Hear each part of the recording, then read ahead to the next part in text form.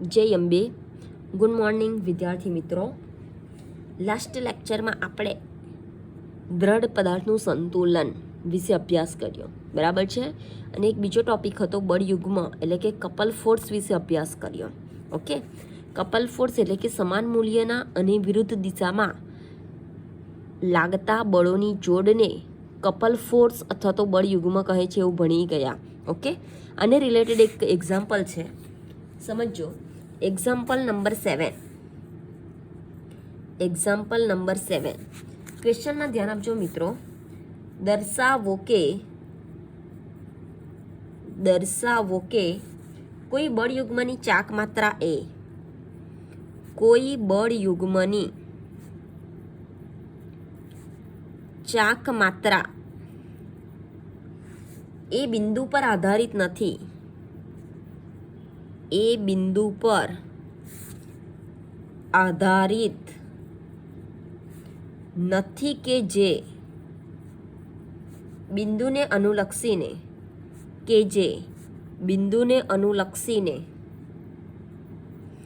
તમે ચાક માત્રાઓ લીધી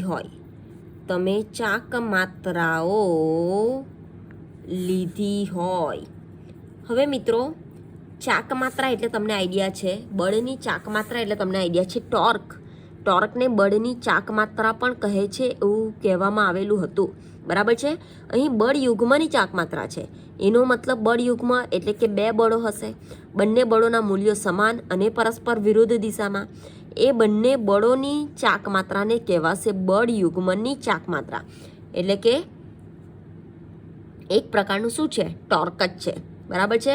પણ અહીં બે બળો આવશે, માટે ટોર્ક 1 અને ટોર્ક 2 આવશે. પરિણામી ટોર્ક એ ટોર્ક 1 અને ટોર્ક 2 આવશે, બરાબર છે. ચાલો સમજો. માની લેવ કે મારી પાસે કોઈ એક પદાર્થ છે, એ પદાર્થના બે કણો ઉચકી લેવ. એક કણ છે એ અને બીજો કણ છે બી, બરાબર છે. કોઈ એક દ્રઢ પદાર્થ છે, એ દ્રઢ પદાર્થના બે કણો લઈ લીધા, કણો એ અને કણ બી. કણ એ પર ધારો કે માઇનસ સદિશ F1 જેટલું બળ લાગે છે અને એટલા જ મૂલ્યનું, પરંતુ વિરુદ્ધ દિશામાં, આ ડાયરેક્શનમાં તો આ ડાયરેક્શનમાં સદિશ F2 જેટલું બળ લાગે છે. સદિશ F1 જેટલું બળ અને સદિશ F2 જેટલું બળ લાગે છે.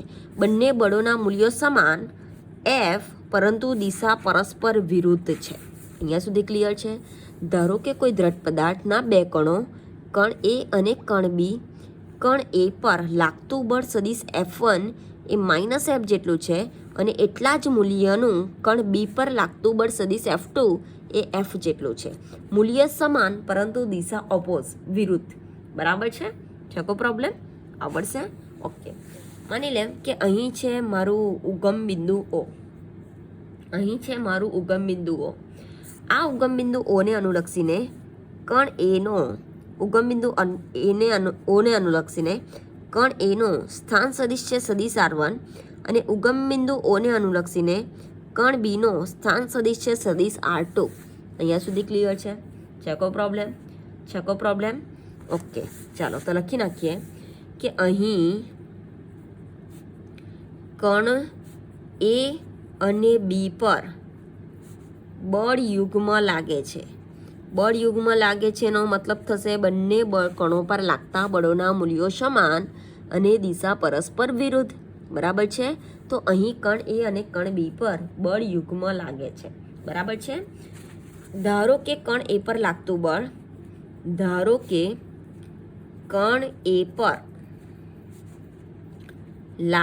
બળ સદિશ F1 બરાબર માઇનસ F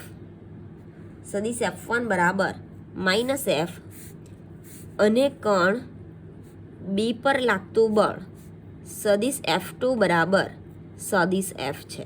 ક્લિયર છે કે ધારો કે કણ એ પર લાગતું બળ માઇનસ F જેટલું અને કણ બી પર લાગતું બળ છે F જેટલું. ક્લિયર છે? છકો પ્રોબ્લેમ? ઓકે. ધારો કે કણ એનો સંદર્ભ બિંદુ અથવા તો ઉગમ બિંદુ ઓની સાપેક્ષે સ્થાન સદિશ છે સદિશ R1 અને કણ બીનો ઉગમ બિંદુની સાપેક્ષે સ્થાન સદિશ છે સદિશ R2. અહીં ઉગમ બિંદુ ઓની સાપેક્ષે કણ એનો સ્થાન સદિશ R1 અને કણ બીનો સ્થાન સદિશ R2 છે. બરાબર છે કે ધારો કે સંદર્ભ બિંદુ અથવા તો ઉગમ બિંદુ ઓની સાપેક્ષે કણ એનો સ્થાન સદિશ R1 અને કણ બીનો સ્થાન સદિશ R2 છે. અહીંયા સુધી ક્લિયર છે? છે કોઈ પ્રોબ્લેમ? તો બળની ચાક માત્રા આપણે એવું કહેતા હતા કે ટોર્કને જ બળની ચાક માત્રા કહેવામાં આવે છે. તો બળની ચાક માત્રાને કહેવામાં આવે છે ટોર્ક. તો ટોર્ક બરાબર સદિશ R ક્રોસ સદિશ F. આપણી પાસે આવું ઇક્વેશન હતું. બરાબર છે. તો અહીંયા બે બળો છે તો આવશે બળ યુગ્મની ચાક માત્રા. બે બળો છે માટે આવશે બળ યુગ્મની ચાક માત્રા. તો બળ યુગ્મની ચાક માત્રા બરાબર બોલો બળ યુગ્મ ચાક માત્રા એટલે કે ટોર્ક બરાબર એક કણ પર લાગતું બળની ચાક માત્રાને હું ટોર્ક 1 કહી દઉં અને બીજા કણ પર લાગતા ટોર્કને હું ટોર્ક 2 કહી દઉં તો ટોર્ક 1 પ્લસ ટોર્ક 2 થશે. બરાબર છે. બળ યુગ્મ એટલે બે બળો દ્વારા ઉદ્ભવતું ટોર્ક. બળ યુગ્મ એટલે કે બે સમાન મૂલ્યના પરસ્પર વિરુદ્ધ દિશામાંના બળો દ્વારા ઉદ્ભવતું ટોર્ક. તો ટોર્ક 1 પ્લસ ટોર્ક 2 થશે. તો ટોર્ક બરાબર બોલો ટોર્ક 1 બરાબર એ વાળું લેવું તો સદિશ R1 ક્રોસ સદિશ F1. ટોર્ક 2 બી માટે લઈએ તો સદિશ R2 ક્રોસ સદિશ F2. અહીંયા સુધી ક્લિયર છે? છે કોઈ પ્રોબ્લેમ? આવડશે? ઓકે. તો સદિશ ટોર્ક બરાબર સદિશ R1 ક્રોસ બોલો F1 બરાબર છે માઇનસ F પ્લસ સદિશ R2 F2 બરાબર છે પ્લસ F. અહીંયા સુધી ક્લિયર છે? છે કોઈ પ્રોબ્લેમ? આવડશે? ઓકે. તો ટોર્ક બરાબર બોલો આ પ્લસ છે આ માઇનસ થઈ જશે તો R2 માઇનસ R1 લખી શકાય. આ પ્લસ માઇનસ તો R2 માઇનસ R1 બંનેમાંથી સદિશ F કોમન નીકળશે તો ક્રોસ સદિશ F. ક્લિયર છે? છે કોઈ પ્રોબ્લેમ? છે કોઈ પ્રોબ્લેમ? તો R2 માઇનસ R1 ક્રોસ સદિશ F. અહીંયા સુધી ક્લિયર છે? છે કોઈ પ્રોબ્લેમ? હવે મિત્રો તમારે એક વસ્તુ યાદ રાખવાની છે કે આકૃતિ પરથી સદિશ R1 પ્લસ AB બરાબર R2 છે. આકૃતિ કોઈ છોકરીનું નામ નથી ઉપર દોરેલી એના પરથી. બરાબર છે. સદિશ R1 પ્લસ આને કહી દઉં સદિશ AB બરાબર સદિશ R2 છે. બરાબર છે. સદિશ R1 પ્લસ સદિશ AB બરાબર સદિશ R2 છે. ક્લિયર છે? ક્લિયર છે? તો બોલો સદિશ AB બરાબર R2 માઇનસ R1 લખી શકાય. સદિશ AB બરાબર R2 માઇનસ R1 લખી શકાય.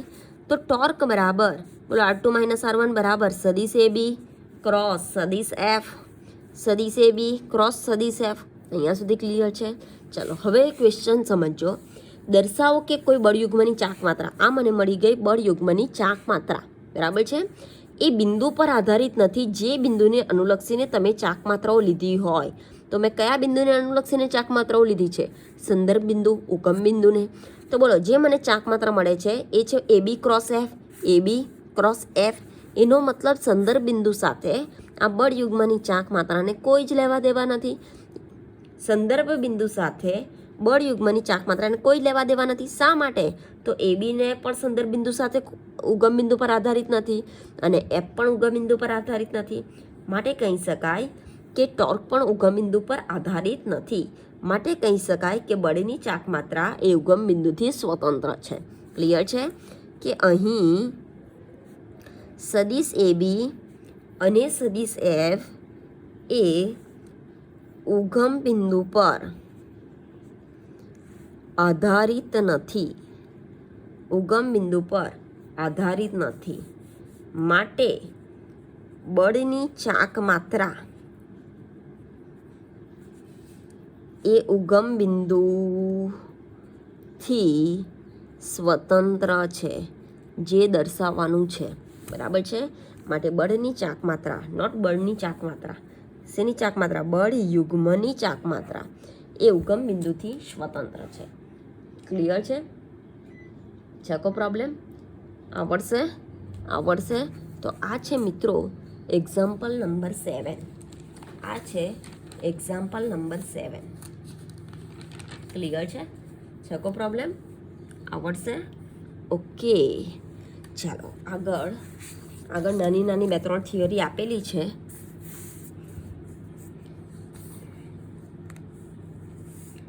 હવે ચાક માત્રા, બળયુગ્મની ચાક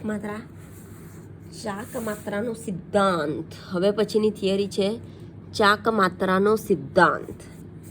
તો ચાક માત્રાનો સિદ્ધાંત એ આદર્શ ઉચ્ચાલન માટે સમજાવેલો છે. તો થિયરીનું નામ છે આદર્શ ઉચ્ચાલનની રચના. 2 માર્કમાં પૂછાય છે. આદર્શ ઉચ્ચાલનની રચના નાના ધોરણમાં તમે ભણીને આવ્યા છો આ જ વસ્તુ. આદર્શ ઉચ્ચાલનની રચના, કાર્ય સમજાવીને બળની ચાક માત્રાનો સિદ્ધાંત. બળની ચાક માત્રાનો સિદ્ધાંત.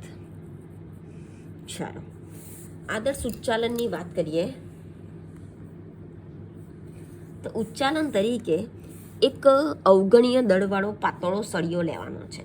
બરાબર છે? ઉચ્ચાલન તરીકે એક અવગણીય દળવાળો પાતળો સળિયો લેવાનો છે. બરાબર છે? આ સળિયાને કોઈ એક બિંદુએથી લટકાવવાનો છે. ઉચ્ચાલનની રચના માટે એક અવગણ્ય દળવાળો પાતળો સળિયો લેવાનો છે. આ સળિયાને કોઈ એક બિંદુએથી લટકાવવાનું છે. માની લો કે આ બિંદુએથી મેં સળિયાને લટકાવી દીધો છે. બરાબર છે? આ બિંદુએથી મેં સળિયાને લટકાવી દીધો છે. ક્લિયર છે? કો પ્રોબ્લેમ? હવે જે બિંદુએથી સળિયાને લટકાવેલો હોય, સમજો, જે બિંદુએથી સળિયાને લટકાવેલો હોય તે બિંદુને આધાર બિંદુ કહે છે. ચાલો સમજો. માની લઉં કે ઉચ્ચાલનની રચના માટે આદર્શ ઉચ્ચાલન માટે એક અવગણ્ય દળવાળો સળિયાને કોઈ એક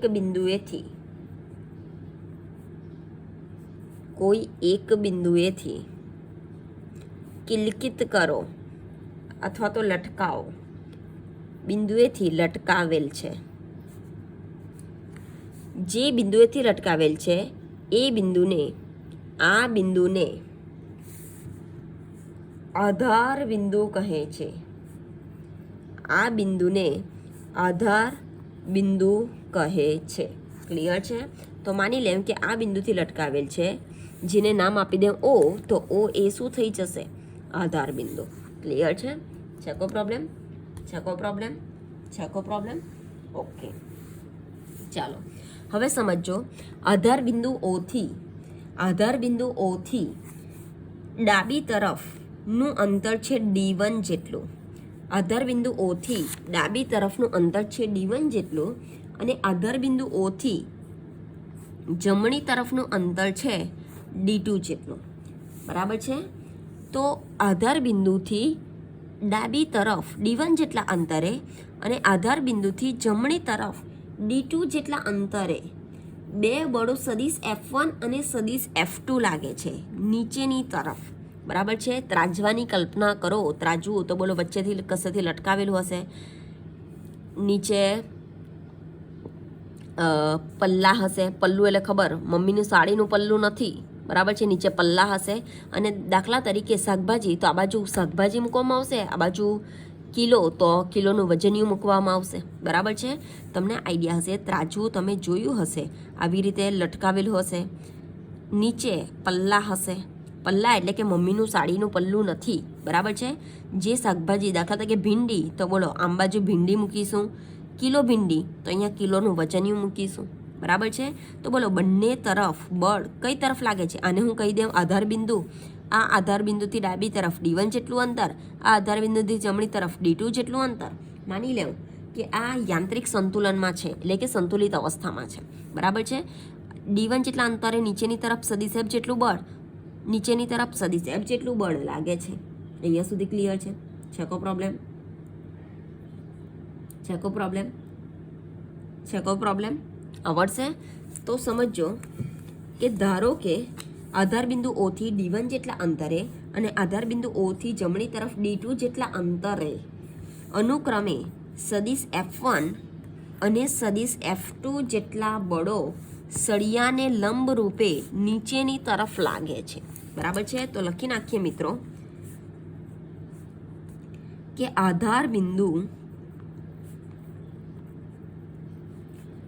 O થી D1 અને D2 અંતરે સળિયાના બંને છેડે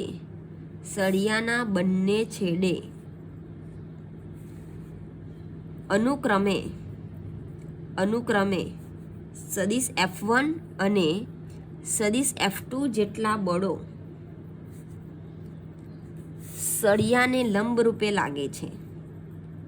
સળિયાને લંબ રૂપે લાગે છે. ક્લિયર છે? છે કો પ્રોબ્લેમ?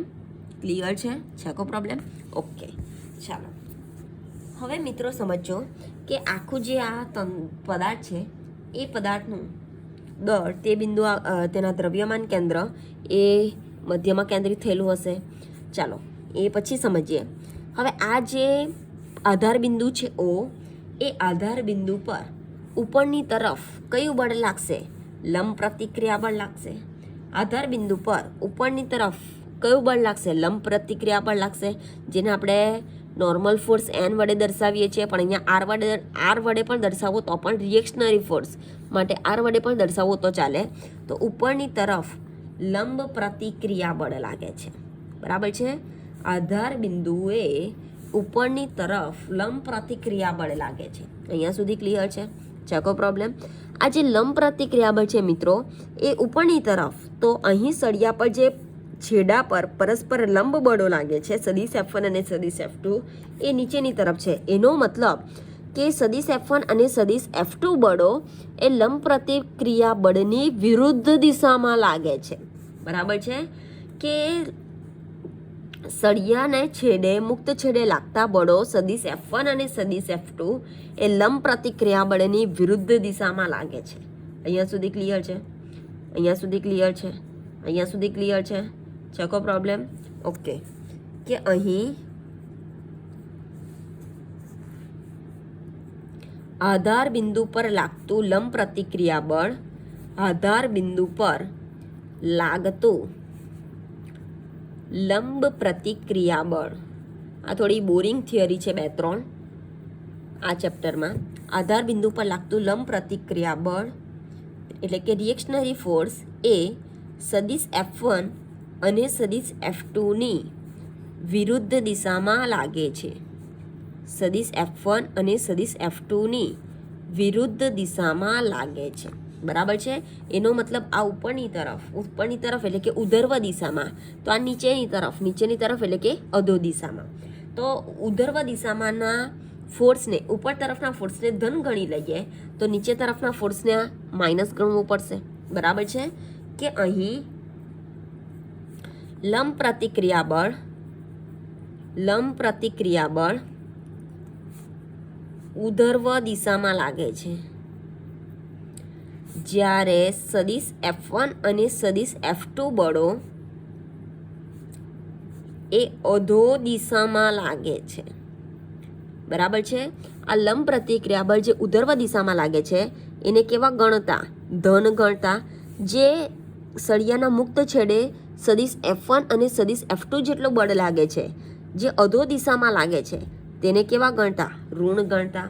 તો મિત્રો લંબ પ્રતિક્રિયા બળ R ને ધન અને સદિશ F1 અને સદિશ F2 ને ઋણ ગણતા જો આ અવગણ્ય દળવાળો સળિયો જે આદર્શ ઉચ્ચાલનની રચના બનાવેલી છે એ જો સંતુલિત અવસ્થામાં હોય તો ઉપર તરફ લાગતું બળ બરાબર નીચે તરફ લાગતું બળ હોવું જોઈએ.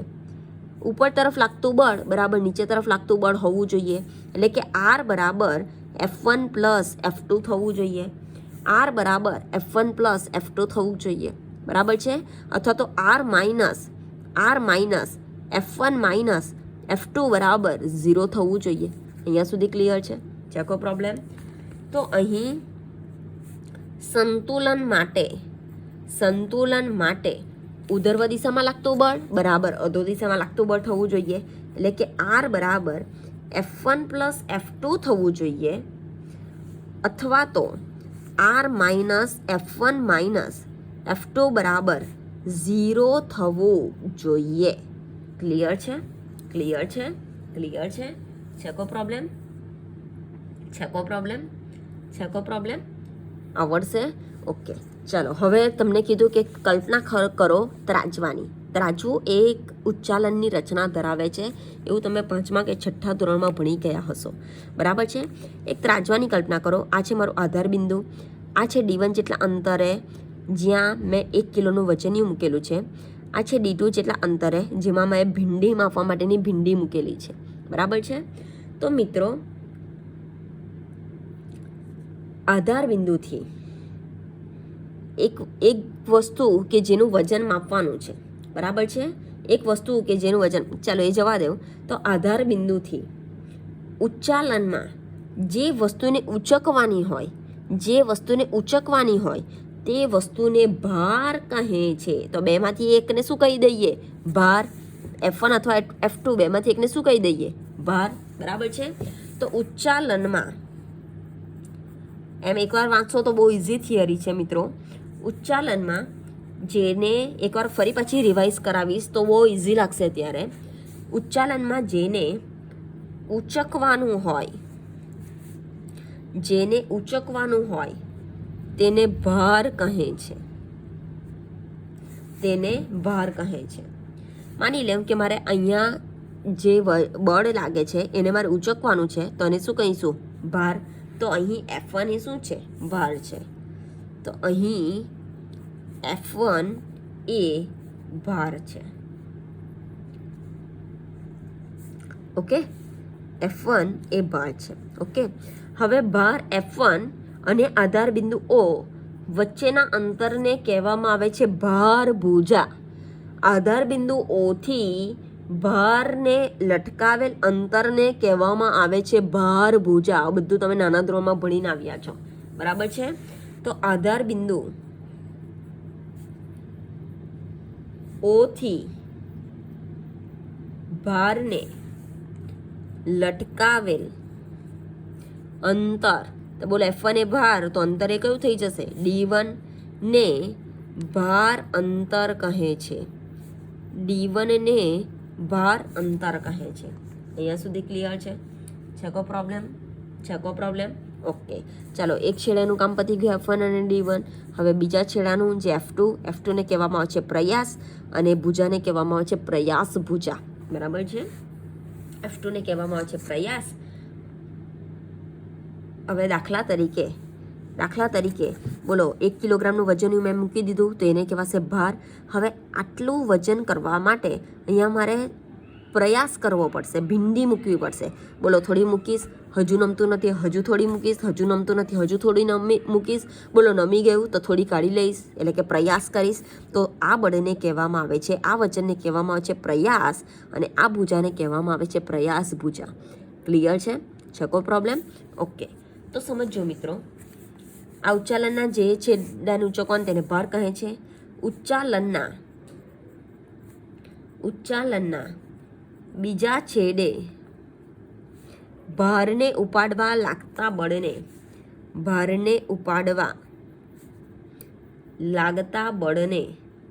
બળ કયું છે? તો F2. તો F2 ને પ્રયાસ કહે છે.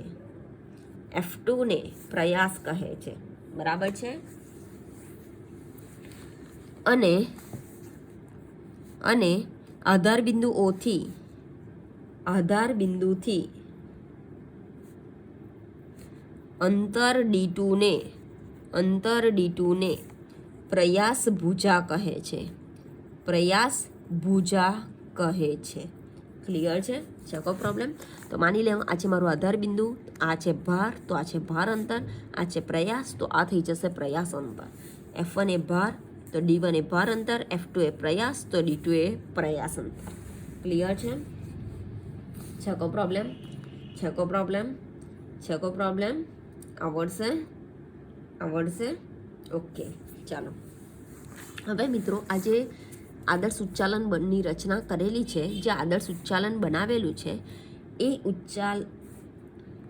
એ ઉચ્ચાલનને જો ચાકગતીય સંતુલનમાં મારે રાખવું હોય તો ચાકગતીય સંતુલન માટે તેના પર લાગતું પરિણામી ટોર્ક શૂન્ય હોવું જોઈએ.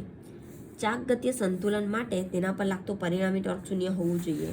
તો સમજો કે ચાકગતીય સંતુલન માટે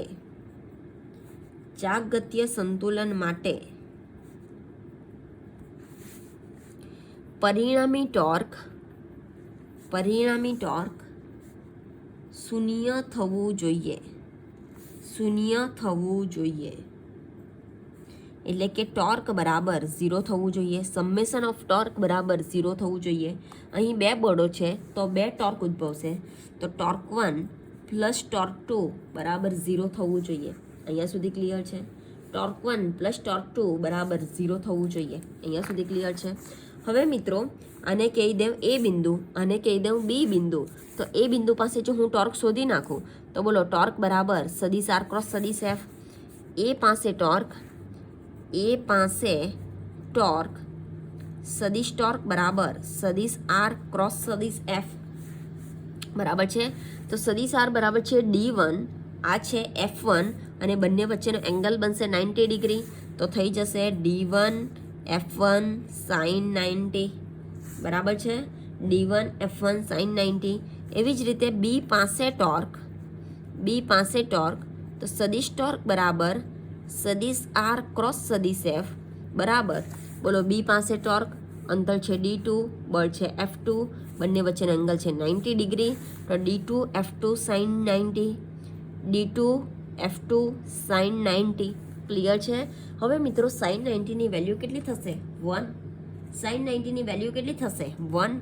તો D1 F1 ટોર્ક 1 બરાબર D1 F1 અને ટોર્ક 2 બરાબર D2 F2 થશે. અહીંયા સુધી ક્લિયર છે? છે કોઈ પ્રોબ્લેમ? છે કોઈ પ્રોબ્લેમ? છે કોઈ પ્રોબ્લેમ? ઓકે.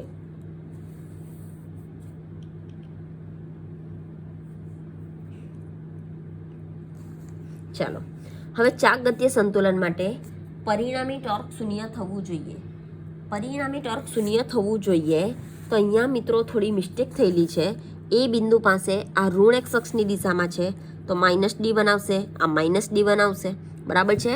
આ ઋણ x અક્ષની દિશામાં છે માટે -D1 F1, અહીંયા આવશે D2 F2. હવે ચાકગતીય સંતુલન માટે પરિણામી ટોર્ક શૂન્ય થવું જોઈએ. પરિણામી ટોર્ક શૂન્ય થવું જોઈએ એટલે કે સમેશન ઓફ ટોર્ક બરાબર 0. સમેશન ઓફ ટોર્ક બરાબર 0 એટલે કે ટોર્ક 1 પ્લસ ટોર્ક 2 બરાબર 0. ટોર્ક 1 પ્લસ ટોર્ક 2 બરાબર 0 એટલે કે -D1 F1 plus D2 F2 બરાબર 0 થવું જોઈએ. અહીંયા સુધી ક્લિયર છે? -D1 F1 ટોર્ક 1 બરાબર અને D2 F2 ટોર્ક 2 બરાબર. તો -D1 F1 plus D2 F2 બરાબર 0 થવું જોઈએ. તો આના પરથી -D1 F1 સામે જશે તો +D1 F1 થઈ જશે. તો D1 F1 બરાબર શું લખી શકાય? D2 F2 લખી શકાય. બરાબર છે? D1 F1 બરાબર શું લખી શકાય? D2 F2 લખી શકાય. જ્યાં D1 એ શું છે? તો ભાર અંતર. D1 એ શું છે? ભાર અંતર. F1 એ શું છે? ભાર. D2 એ શું છે? તો પ્રયાસ અંતર અથવા તો પ્રયાસ ભુજા કહો તો પણ ચાલે. આ છે ભાર ભુજા, આ છે પ્રયાસ ભુજા. તો પ્રયાસ ભુજા અને હું ભુજા કહું અત્યારે. બરાબર છે? ભુજા ગુણ્યા F2 એ શું છે? તો પ્રયાસ. બરાબર છે? તો મિત્રો D1 F1 બરાબર D2 F2 અથવા તો ભાર ભુજા ગુણ્યા ભાર બરાબર પ્રયાસ ભુજા ગુણ્યા પ્રયાસ. આ ઇક્વેશનને ઉચ્ચાલન માટે બળની ચાક માત્રાનો સિદ્ધાંત કહે છે. આ ઇક્વેશનને ઉચ્ચાલન માટે બળની ચાક માત્રાનો સિદ્ધાંત કહે છે. બળની ચાક માત્રાનો સિદ્ધાંત કહે છે. ક્લિયર છે? છે કોઈ પ્રોબ્લેમ? ઓકે, ચાલો એકવાર ફરી પાછું રિવાઇઝ કરાવીશ, આખું પતી જાય પછી. બરાબર છે? ચાલો હવે મને ઇક્વેશન મળેલ છે d1f1 બરાબર d2f2. d1f1 બરાબર d2f2. તો આ ઇક્વેશન પરથી f1 by f2, f1 as it is by f2 બરાબર d2 બાય d1 લખી શકાય. બરાબર, d2 બાય d1 લખી શકાય. અહીં f1 બાય f2 એટલે કે ભાર અને પ્રયાસના ગુણોત્તરને યાંત્રિક લાભ કહે છે. f1 અને f2 ના ગુણોત્તરને યાંત્રિક લાભ કહે છે. યાંત્રિક લાભ જે ઇંગ્લિશમાં કહેવાશે મિકેનિકલ એડવાન્ટેજ. માટે f1 બાય f2 બરાબર d2 બાય d1 બરાબર મિકેનિકલ એડવાન્ટેજ લખી શકાય. આઈડિયા આવે છે કે ઇક્વેશન છે d1f1 બરાબર d2f2. તો અહીં ભાર એટલે કે f1 અને પ્રયાસ એટલે કે f2 ના ગુણોત્તરને યાંત્રિક લાભ કહે છે. તો f1 બાય f2 બરાબર d2 બાય d1 બરાબર મિકેનિકલ એડવાન્ટેજ થશે. અહીંયા સુધી ક્લિયર છે? છે કોઈ પ્રોબ્લેમ?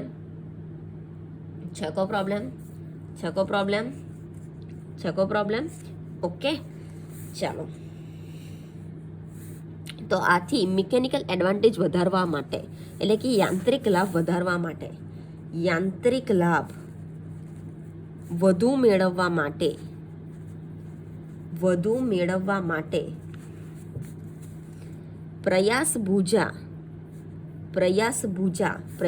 એ કઈ છે મારી? d2 એ ભાર ભુજા કઈ છે? d1 કરતા મોટી રાખવી જોઈએ. જેથી ઓછા પ્રયાસથી વધુ ભાર ઉચકી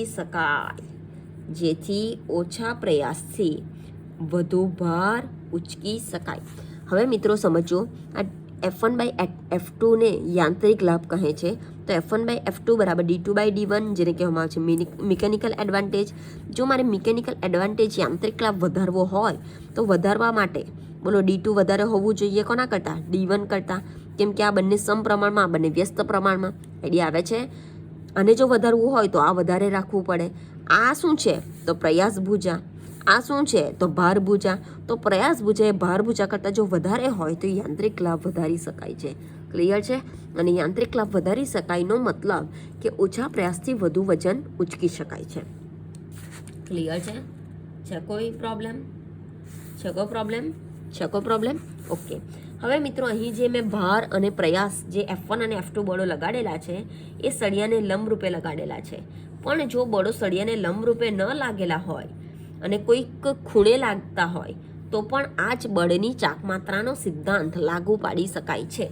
તમને એક્ઝામમાં એવું પૂછાય છે કે બળની ચાક માત્રાનો સિદ્ધાંત સમજાવો, તો તમારે આદર્શ ઉચ્ચાલનના ઉદાહરણ પરથી સમજાવવાનો રહેશે. બરાબર છે? કે જો બળ સદિશ f1 અને બળ સદિશ f2 બળો ઉચ્ચાલનના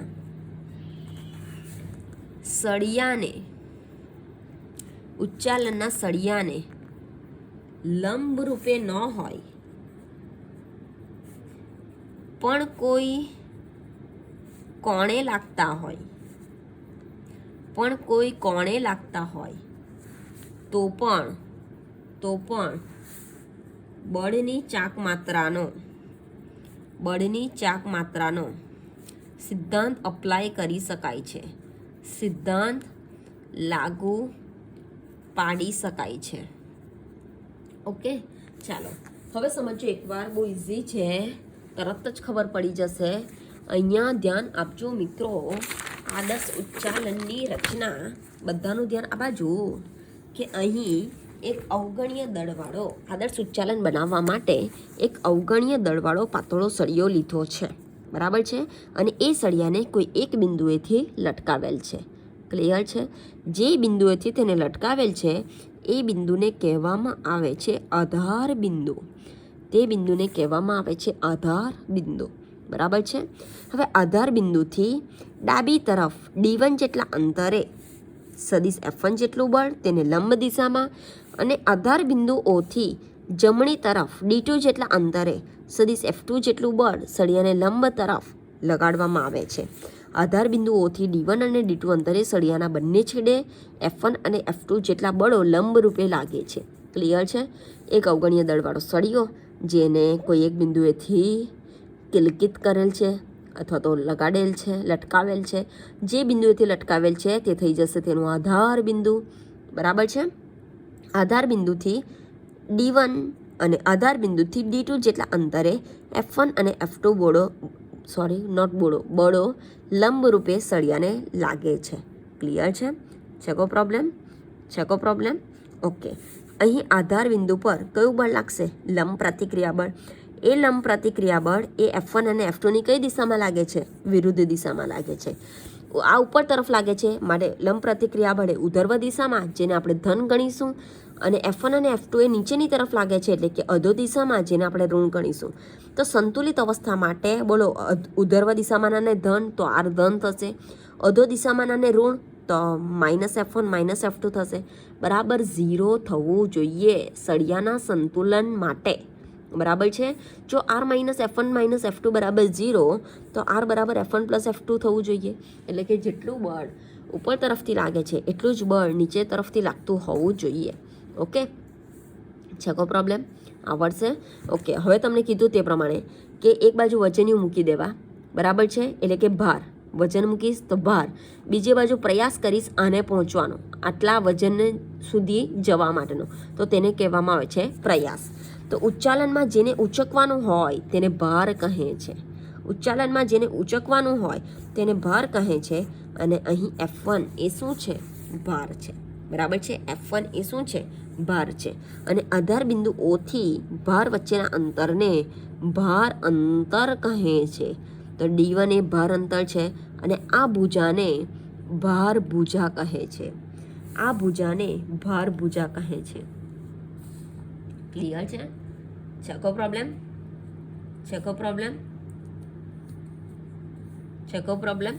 ઓકે, ચાલો. એવી જ રીતે ઉચ્ચાલનના બીજે છેડે આ ભારને ઉપાડવા લાગતા બળને F2 ને પ્રયાસ કહે છે. તો અહીં F2 એ શું છે? પ્રયાસ. F2 એ શું છે? પ્રયાસ. અને આધાર બિંદુથી અંતર D2 ને પ્રયાસ ભુજા કહે છે. શું કહેવામાં આવે છે? પ્રયાસ ભુજા અથવા તો પ્રયાસ અંતર. ક્લિયર છે? છેકો પ્રોબ્લેમ? ઓકે, ચાલો. હવે મિત્રો આ સળિયાની ચાકગત્ય સંતુલનની વાત કરું. ચાકગત્ય સંતુલન માટે તેના પર લાગતું પરિણામી ટોર્ક શૂન્ય હોવું જોઈએ. પરિણામી ટોર્ક શૂન્ય હોવું જોઈએ તો સમેશન ટોર્ક બરાબર 0. તો અહીં બે બળો છે તો બોલો ટોર્ક 1 અને ટોર્ક 2 આવશે. તો ટોર્ક 1 + ટોર્ક 2 બરાબર 0 થવું જોઈએ. હવે એ પાસે ટોર્ક શોધી નાખો તો બોલો ટોર્ક બરાબર સદિશ R × સદિશ F. તો અહીં R બરાબર -D1 થશે ઋણ x અક્ષની દિશામાં. આ F1 નીચે તરફને જો માઇનસ ગણા તો બોલો -F1 થશે. તો આ +D1 F1 થઈ જશે. આ D2 આ -F2 તો આ માઇનસ થશે.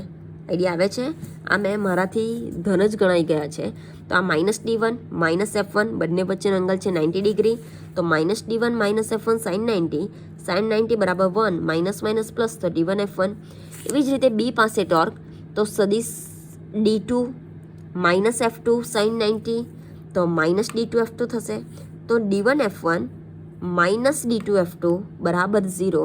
તો D1 F1 બરાબર D2 F2 લખી શકાય. -D2 F2 સામે જશે તો +D2 F2. D1 છે ભાર ભુજા, F1 છે ભાર, D2 છે પ્રયાસ ભુજા, F2 છે પ્રયાસ.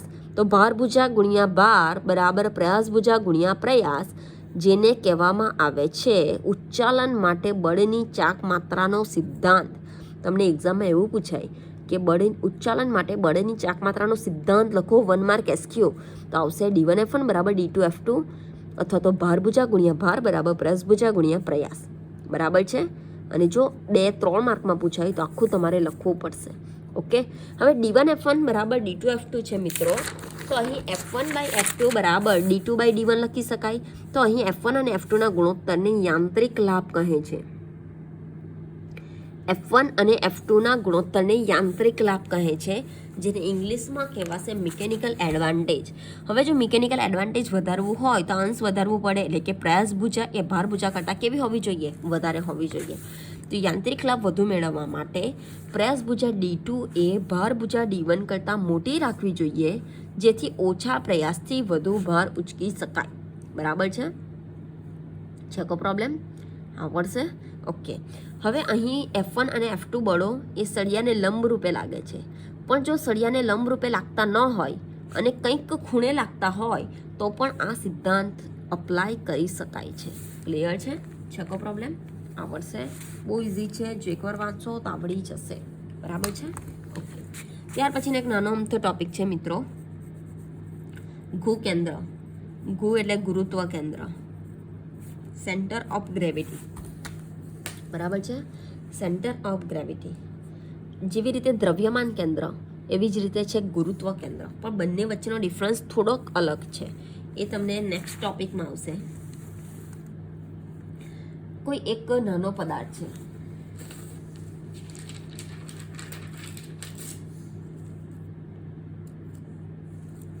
કોઈ એક નાનો પદાર્થ છે.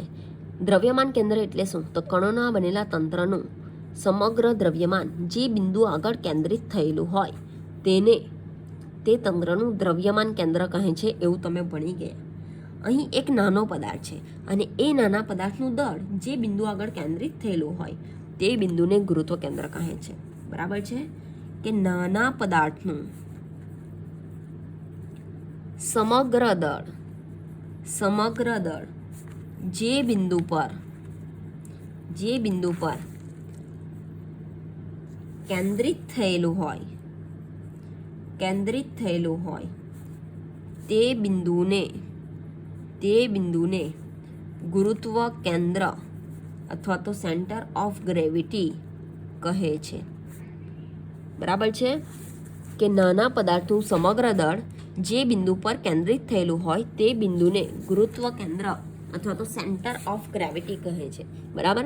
માની લેવું કે મારી પાસે આ એક કાગળ છે, અહીંયાથી જો હું કરીશ તો બોલો વ્યવસ્થિત રહી શકશે નહીં, હલ્યા કરશે.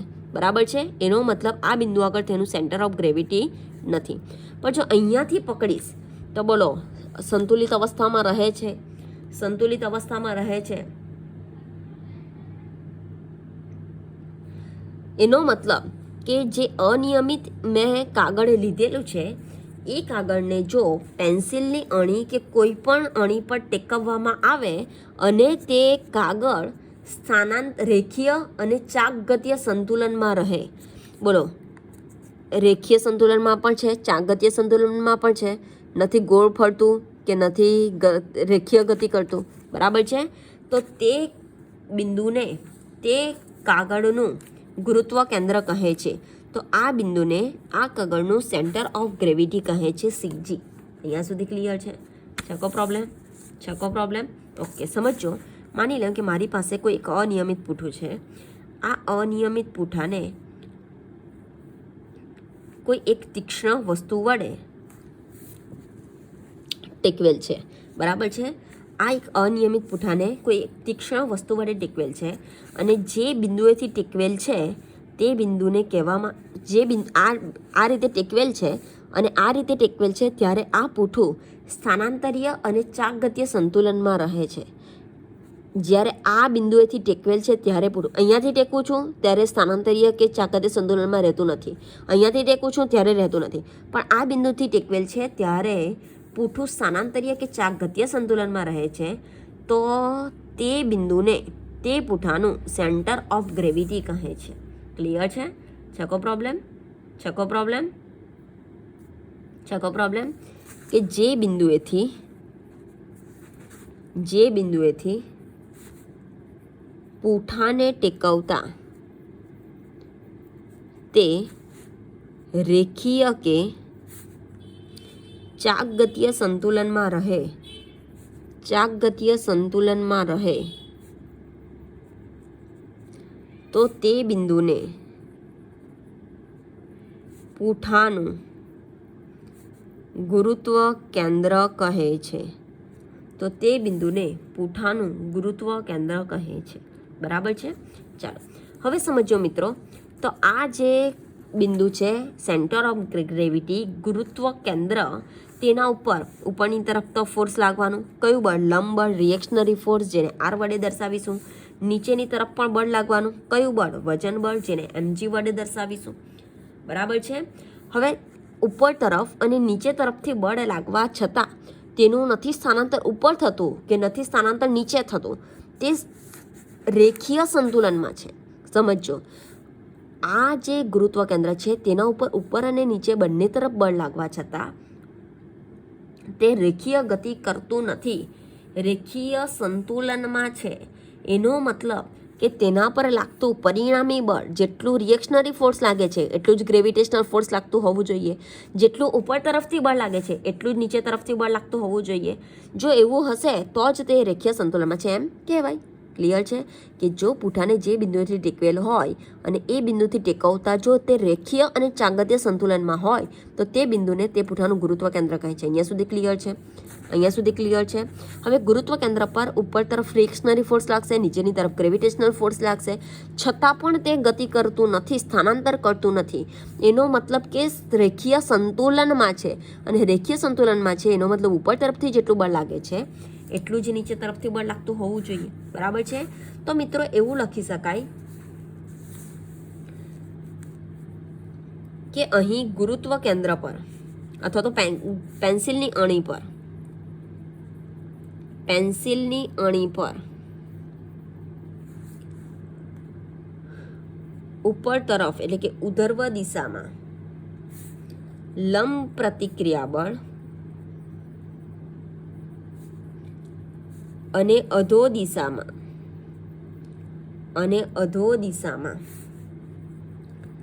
વજન બળ લાગે છે.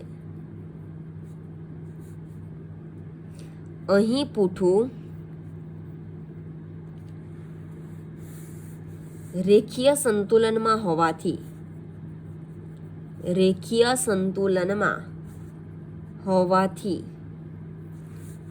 આ બળોનું પરિણામી બળ શૂન્ય થાય છે. આ બળોનું રેખીય સંતુલનમાં છે એટલે કે આ બળોનું પરિણામી બળ શૂન્ય છે. ક્લિયર છે? છેકો પ્રોબ્લેમ? ઓકે. આ વાત થઈ રેખીય સંતુલનની વાત. હવે જો પૂઠું એ ચાકગતીય સંતુલનમાં પણ છે, ચાકગતીય સંતુલનમાં છે એનો મતલબ પૂઠા પર લાગતા ટોર્કનો સદિશ સરવાળો શૂન્ય થવો જોઈએ. હવે સમજીએ કે બોલો આ પૂઠામાં ઘણા બધા કણો આવેલા હશે. માની લેમ કે અહીંયા જે કણ આવેલો છે એ કણ પર પણ ગુરુત્વાકર્ષણ બળ લાગતું હશે. આ કણનું દળ માની લેમ કે m1 જેટલું છે તો તેના પર લાગતું ગુરુત્વાકર્ષણ બળ m1 જેટલું હશે. માની લેમ કે અહીંયા એક કણ રહેલો છે, એ કણ પર લાગતું બળ m2 છે તો તેનું ગુરુત્વાકર્ષણ બળ એના પર લાગતું ગુરુત્વાકર્ષણ બળ m2g જેટલું હશે. બરાબર છે. તો આ પૂઠા પર દાખલા તરીકે n કણો આવેલા છે.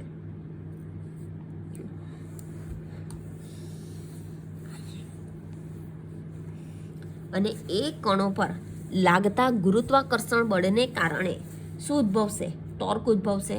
પણ અહીં પૂઠું એ ચાકગતીય સંતુલનમાં હોવાને કારણે તેના પરનું પરિણામી ટોર્ક શૂન્ય થવું જોઈએ. બરાબર છે.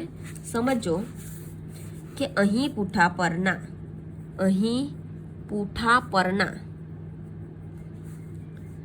દરેક કણ પર ગુરુત્વાકર્ષણ બળ લાગે છે, જેને કારણે ટોર્ક ઉદ્ભવે છે. પરંતુ અહીં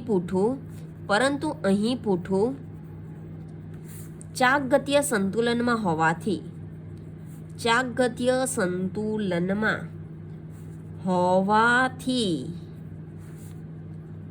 ટોર્કનો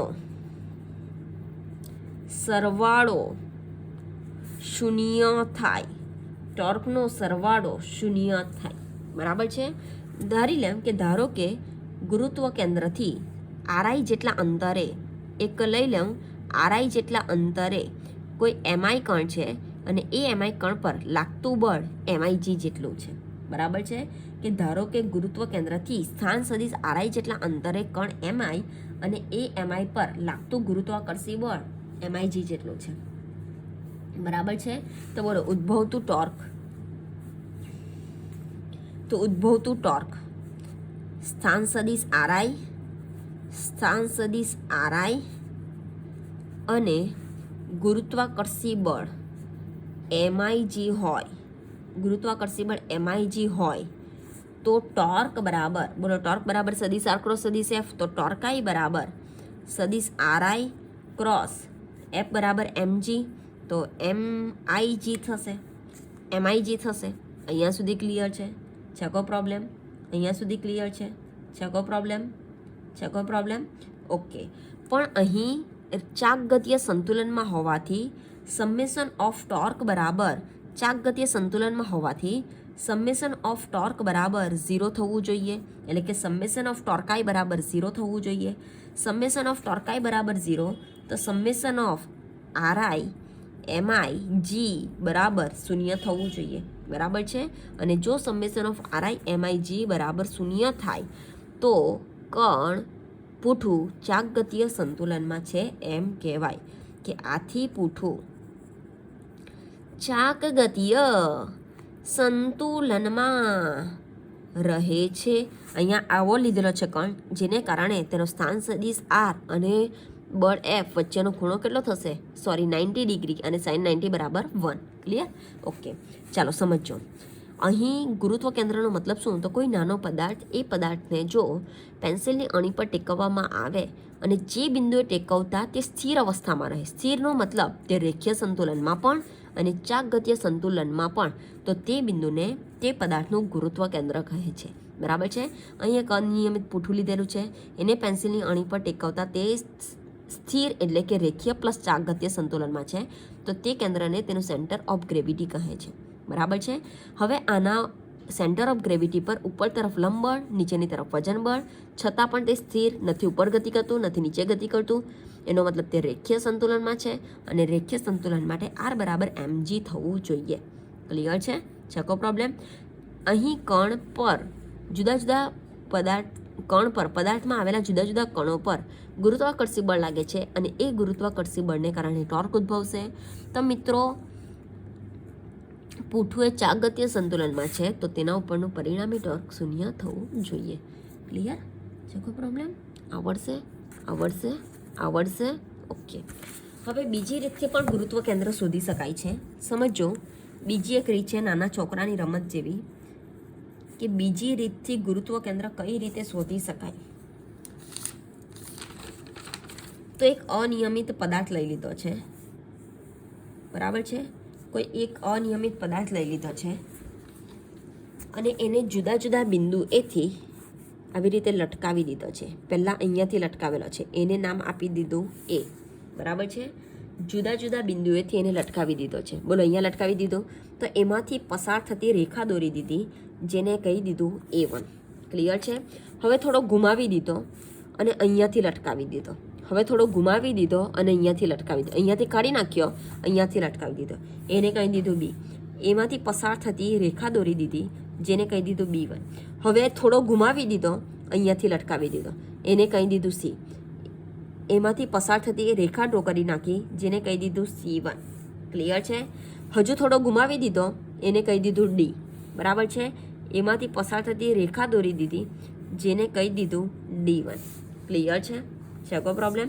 તો આ જે બધી રેખાઓનું જે છેદન બિંદુ મળે છે, એ છેદન બિંદુ એ આ અનિયમિત આકારના પદાર્થનું ગુરુત્વ કેન્દ્ર એટલે કે સેન્ટર ઓફ ગ્રેવિટી છે. ક્લિયર છે? કોઈ પ્રોબ્લેમ? પ્રોસેસ લખવાની જરૂર નથી, સમજ પડી ગઈ? પહેલાં એથી લટકાવતા A1 મળશે, બીથી લટકાવતા BB1, સીથી લટકાવ CC1, D1, જ્યાં બધા મળે તે તેનું ગુરુત્વ કેન્દ્ર. ક્લિયર છે? કોઈ પ્રોબ્લેમ? ઓકે. ચાલો, હવે થોડો નાનો અમથો ટોપિક છે કે ગુરુત્વ કેન્દ્ર અને દ્રવ્યમાન કેન્દ્ર વચ્ચેનો ભેદ. તો મિત્રો દ્રવ્યમાન કેન્દ્ર વિશે આપણે ડિટેલ્સમાં ભણી ગયા છે કે જુદા જુદા કણો, માની લેમ કે આ 3 કણોનું બનેલું તંત્ર છે, તેનું દ્રવ્યમાન કેન્દ્ર કોઈક કણ આગળ હશે. તો ગુરુત્વ કેન્દ્ર અને દ્રવ્યમાન કેન્દ્ર વચ્ચેનો ડિફરન્સ શું છે તે સમજો કે જો તંત્રના જુદા જુદા પદાર્થ, તંત્રમાં આવેલા જુદા જુદા પદાર્થ વચ્ચેનું અંતર, જુદા જુદા પદાર્થ વચ્ચેનું અંતર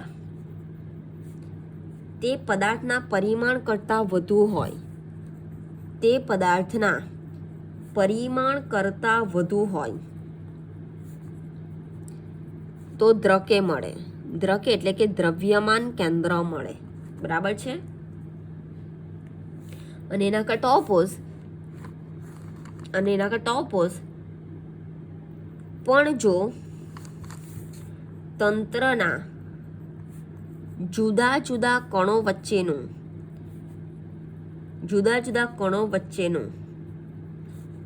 અંતર તે કણોની સરખામણીમાં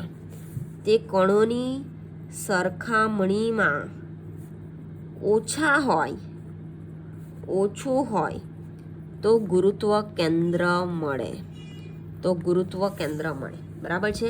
માની લેમ કે આ પદાર્થો છે, આ જુદા જુદા પદાર્થોનું બનેલું તંત્ર છે. બરાબર છે.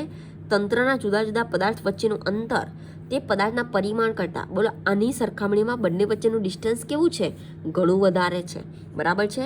તો અહીંયા આ તંત્રમાં મને શું મળશે? દ્રવ્યમાન કેન્દ્ર મળશે. બરાબર છે. પણ જો તંત્રના જુદા જુદા કણો, માની લેમ કે આ એક પદાર્થ છે, આ પદાર્થ એ સૂક્ષ્મ કણોનો બનેલો વિચારી શકાય. આ સૂક્ષ્મ કણો એ એકબીજાથી ઘણા નજીક